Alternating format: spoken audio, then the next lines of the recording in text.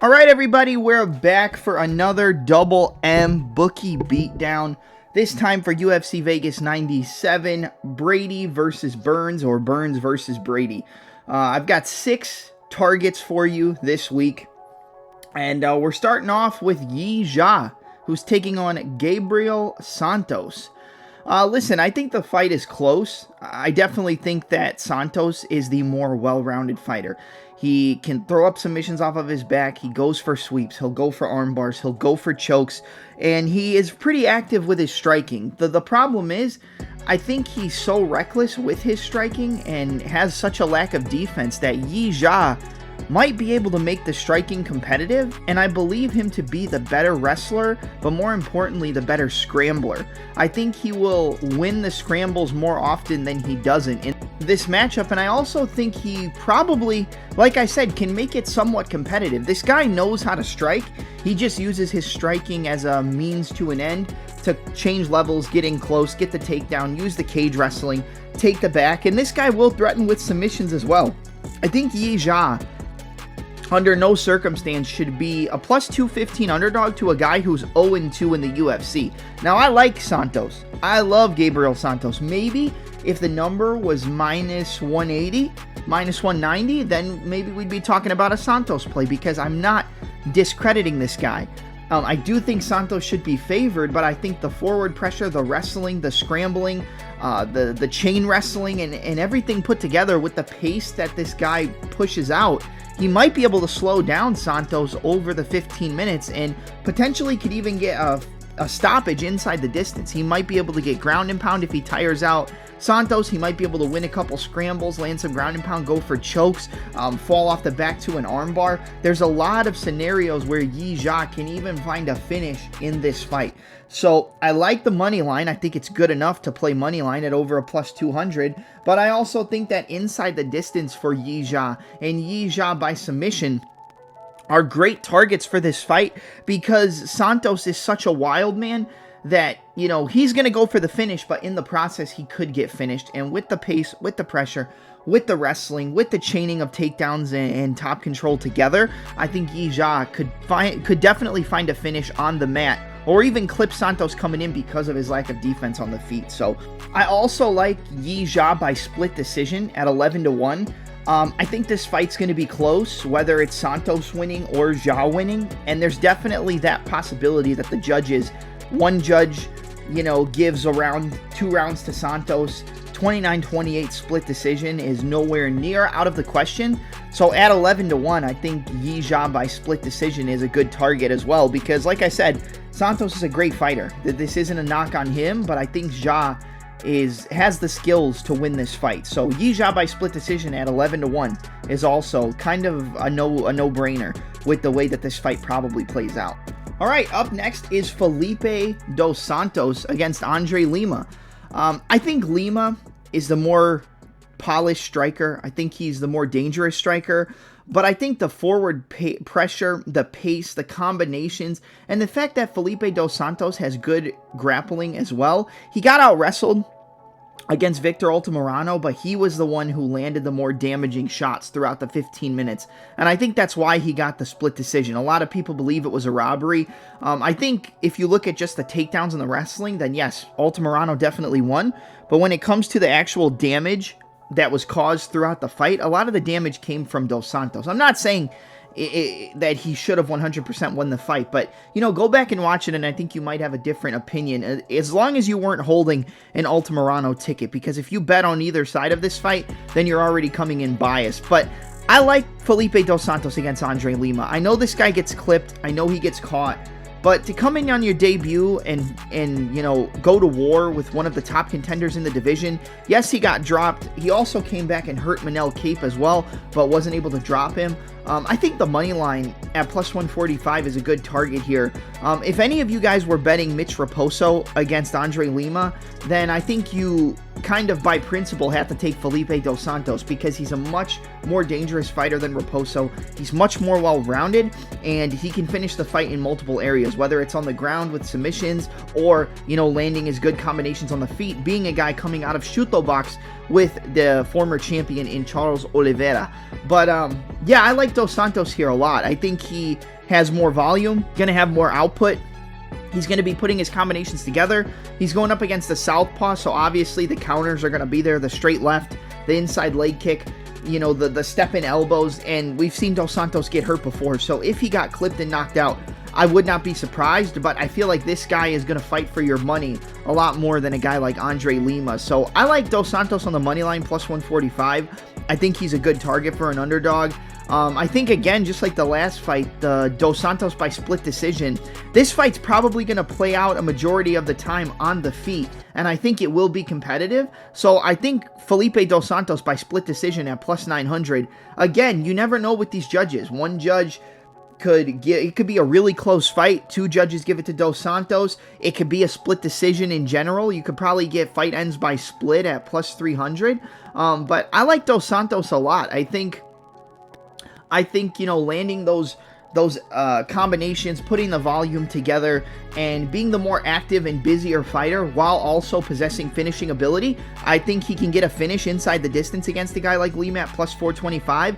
And I like Dos Santos here, man. I do. I think Lima is good. I think he's a very good kickboxer. I think he has grappling as well. But I kind of feel like Andre Lima's a little bit overrated. If you go back and look at his fight before Mitch Raposo, he was clearly losing that fight against Igor Severino. And that's a fight where I had backed Severino as an underdog, I believe. And he was on his way to winning that fight by decision, but then decided to, get hungry mid-fight and make Lima's arm a snack. But, that is what it is. That was his stupidity and his bad decisions. But, yeah, a win over Mitch Raposo, it doesn't impress me too much. And I like Felipe Dos Santos. So I like the money line, plus 145, by split decision for the reasons I already mentioned at plus 900. And he could potentially get a finish with his volume, with his forward pressure, with his striking, and with his submissions. Because he's good off of his back and on the ground, as well as being a really good kickboxer on the feet. So inside the distance, plus 425. Split decision, plus 900. Money line, plus 145, baby. All right, up next is Chris Taco Padilla over Ru Zhang. Listen, I think Padilla, just like the last fight, I backed him as an underdog against James Yantrap. I'm doing it again here against Rong Zhu. Like, he has good striking. He has good combinations. He is the better striker. But I don't think he has good enough wrestling to stop the takedowns, top pressure, ground and pound, and submissions of a guy like Chris Padilla. I think the wrestling is going to win this against a guy like Rong Zhu. Like, Zhu got submitted by Ignacio Bahamondes. Don't get me wrong. Bahamondes is a great fighter. Bahamondes is probably a way better fighter than Chris Padilla, but he doesn't have the wrestling. He doesn't have the forward pressure. He doesn't have the takedowns of a guy like Padilla. I've seen Padilla on the regional scene take people down over and over and over again. And the problem with that is, yes, he probably will get tired. In the second round, going into the third round, after the midpoint of the second, he's probably going to get tired. And we know Rong Zhu does have good cardio. But there's a difference between having good cardio and then having good cardio after you've been taken down over and over and over again. The rinse and repeat with the wrestling, I think that's going to be too much for a guy like Rong Zhu. And Zhu's also had a really long layoff. He left the UFC, got like 1 or 2 more wins. He came back to the UFC. Usually that works out for people. But I think the wrestling of Chris Padilla is just going to be too much for Rong Zhu. I really do. And I think he's going to get those takedowns. I think he's going to have to survive a little bit of adversity early, but he's going to get those takedowns. He's going to control from the top. He's going to take the back. And I think he gets a submission in the second or the third round. So I like moneyline plus 205. I think it's 100% worth it to just play moneyline with that number. But I think sub 2-3 is a really good shot at plus 1100. I like at 11-1 the sub 2-3. I usually play sub 2-3 over sub 1-2 for reasons I've mentioned on my podcast before.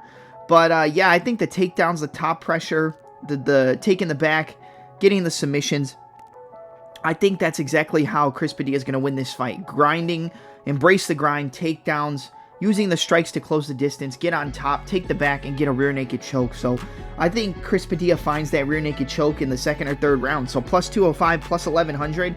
And then I'd venture to say it's probably more in round 2 than round 3, because I feel like Padilla will probably be tired by the time we get to the third round. So I think at 19-1, the submission round 2 for Chris Padilla plus 1900 is also a good shot at that number. I mean, $10, you're walking away with $200. So yeah, I like sub round 2, sub 2-3, and just the money line. And I think we're gonna have a taco party come this weekend, baby. All right, Natalia Silva by KO. There's really no reason to think differently about this. I know she had a close fight with Viviane Araújo. You know, she got held up against the fence and controlled, and we saw that there was a big strength advantage there for Araújo.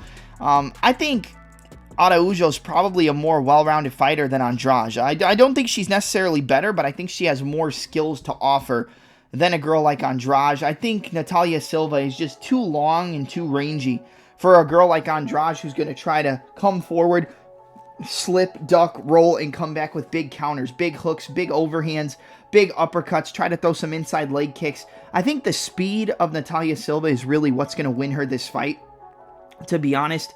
The lead head kicks, the spinning kicks, just the roundhouse kicks to the head, the front kicks to the body. I think she's going to be too fast for Andrade, and I feel like it's kind of going to be similar to the Yan Xiaonan fight, except Natalia Silva's more dangerous on the feet than Yan Xiaonan because she uses her kicks just like she uses her punches. You know, a lot of people go punches to kicks. She'll go kick to punch, lead, head kick, right hand. You know, 1-2, lead, head kick, right hand, left hook. She'll put her combinations together, and she's so long and rangy that it's going to be very hard for Andrade to close the distance. Now, if Andrade gets Silva up against the cage, if she pushes forward, if she goes for takedowns, if she goes inside the clinch and tries the dirty box, that's where, you know, Andrade is going to win. She has to make this fight dirty. She has to make this fight nasty. But I think the range, distance, and speed of Natalia Silva is just going to be too much for a girl in Andrade who we've seen get hurt and rocked and finished before. Yes, she has wins over Marina Rodriguez. She has wins over Mackenzie Dern. The Marina Rodriguez win was impressive. I thought maybe you could have given that decision to Marina Rodriguez, but I also picked Marina Rodriguez, so maybe I was a little bit biased. But, you know, Natalia Silva, we haven't seen her really come through adversity yet, and that is something that I think Andrade could present to her in multiple ways, but I think the speed's going to be too much, and I think Silva's going to knock her out. So I like Natalia Silva by KO at plus 310, and I like KO 2-3. It could come in the first round. We've seen Andrade get caught early and get finished, so it wouldn't surprise me if it came in round 1. But at plus 650, I think it's better to take your shot on the round 2, round 3, and maybe Andrade, you know, gets hurt, gets clipped, but survives, and then gets finished off in the second or the third round. So Natalia Silva by KO plus 310, Natalia Silva KO 2-3 plus 650. Those are really good numbers on a pretty sizable favorite at this point, and I think she has the skills, the length, the reach, and the speed to get it done. So I like Silva by KO and Silva KO 2-3 in this fight. And my last target for you is going to be Sean Brady against Gilbert Burns in the main event. I like the money line, but once it gets over minus 200, I'm not as big of a fan of it because we know that Brady does have durability issues. If anybody's going to be able to clip and knock out a guy like Brady, it's a guy like Gilbert Burns. Big left hooks, good jabs, big overhands, big uppercuts, and a lot of power. And we know Brady doesn't like to get hit.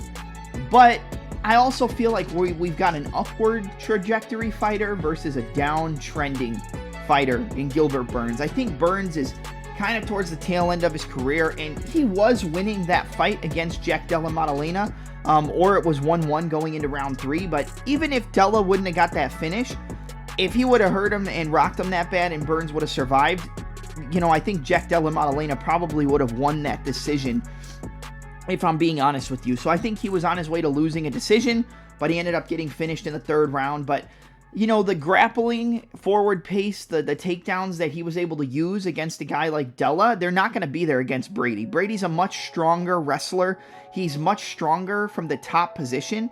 And I think that, yes, Gilbert Burns is hard to take down, but I think Brady is going to kind of wear out a guy like Gilbert Burns in a 5-round fight. You know, we've never seen Brady in a 5-rounder before, so we can't really sit here and make any concrete assumptions as to how his cardio is going to be.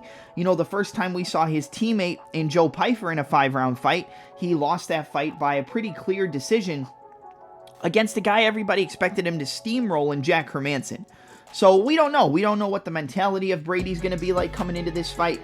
We don't know what, he's going to look like in the 3rd, 4th, and 5th round. But what we do know is that he did get a 3rd round submission against Kelvin Gastelum with a pretty good Kimura. And that worked very well. I mean, he was dominating the fight, but he was able to keep up the pace, keep up the takedowns, keep up the top pressure, and win the fight. And I really think that Brady's going to be able to control Gilbert Burns and get the takedowns easier and easier in the 2nd, 3rd, 4th, and 5th round. I think Brady finishes Gilbert Burns. Like I said, I think we've got an upward trajectory fighter in Brady, who, yes, we do have questions about when it comes to the durability, and we have a downward trending fighter in Gilbert Burns, where if he loses fights, most of the time he's losing by finish. He got finished by Dan Hooker at lightweight. He got finished by Jack Della Maddalena. He got finished by Kamaru Usman. We've seen him get hurt. We've seen him get finished before. I do think that Gilbert Burns is the better striker, but I don't think he has the volume or combinations to really, put Brady under a ton of pressure. It's kind of just 1 or 2 big shots that he throws, and they're dangerous and they can knock out Brady. But I think the takedowns, the forward pressure, the check hook of Brady, the jab, using the movement and trying to circle and then timing him coming in to get the takedowns, I think he's going to be able to wear out Burns down the stretch. And I do think he gets a finish, so I like Brady inside the distance at plus 220.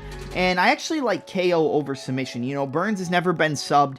And with the top pressure, with the control, with the Dagestani wrist ride, the leg lace, the mount, flattening out the opponent, getting the higher ground up against the fence, just like Khabib, I think he'll probably wear him out, go for submissions, go back to ground and pound, go for subs, go back to ground and pound, until eventually I think he just wears him out completely and wins with a ground and pound TKO. So I do like Brady KO 234 at plus 600, because I think a lot of people are going to expect a submission, and it's possible, but I think if Brady wins, it's going to be a ground and pound TKO and just him wearing out Burns the longer the fight goes on. So I like KO 234 if you're asking me for a specific win method, and that comes in at plus 600. Inside the distance, plus 220, and the money line, but it's getting a little bit out of reach at minus 194. But those are my favorite plays for UFC Vegas 97. Those are my favorite targets in terms of the betting market.